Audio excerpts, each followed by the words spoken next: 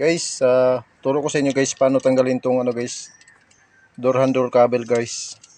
Kaya ito tanggalin ko guys kasi pipinturahan ko siya ng black. Yan guys oh. Dahil sa katagalan niya guys, nawala na yung kulay niya guys. Pati doon sa kabila guys. Ayun guys oh. May mga gas-gas na siya. Kaya ang gawin natin dito guys, tanggalin natin to guys, tapos pinturahan natin ng black para malinis siya guys. Ang pagtanggal pala nito guys, ganito lang guys.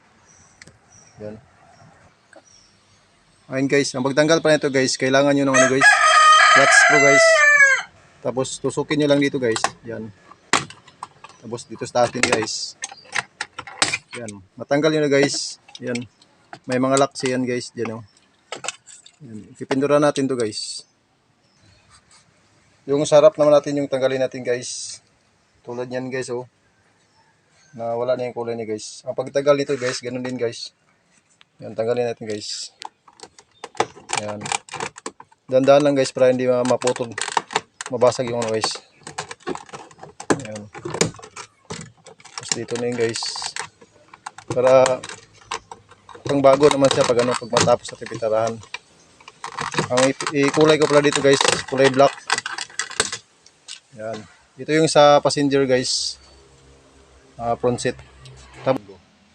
Dito naman tayo guys sa likod ng driver guys. Tanggalin naman natin guys. Ganun din pagtagal guys. Yan. Tandaan lang tukap guys. Yan. Dito. Yan. Yan guys. Tanggal natin guys. Tapos guys, doon naman sa front seat sa driver.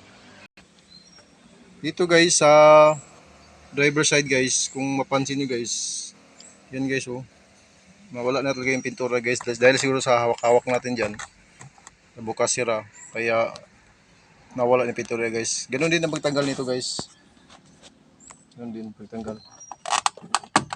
Dahan-dahan lang guys.